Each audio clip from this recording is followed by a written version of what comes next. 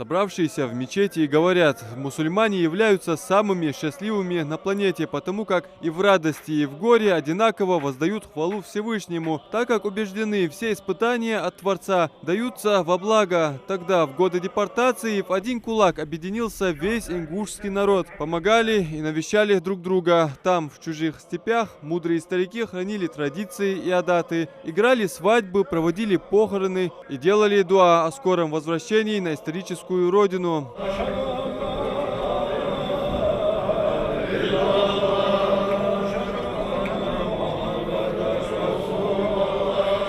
Читать аяты и делиться воспоминаниями о депортации в Икажевской центральной мечети начали с самого утра. Около 300 человек собрались услышать из первых уст истории из ссыльной жизни, а также прочитать дуа за погибших в ссылке. Прерываются лишь на чтение аскаров, салаватов пророку Мухаммаду, да благословит его Аллах и приветствует.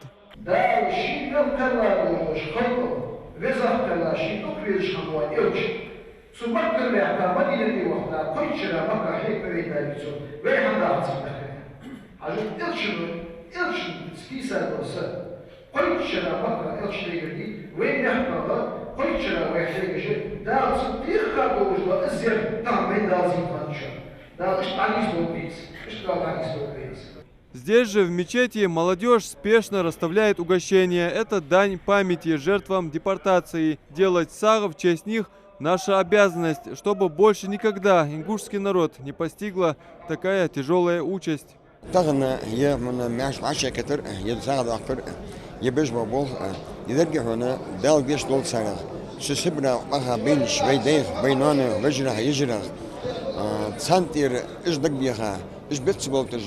كعشان أصدقوا هذولش تغنى عادلو مسمجنا خصم نقول بقولش إشت أسمع عن الإستاذ كان عشان كده نغيرش وصحابي كشاد القاب صادول شن القاب صادول صدق دي أحد كا نك شو إيش نهضت أمرنا عند أجدر نهضكيتش اسمه بكير تغنير بسم الله الرحمن الرحيم يا سيدي لا القاب صادول ده لا لون هملدن شد القاب صادول لا شيدين وبيل بولمش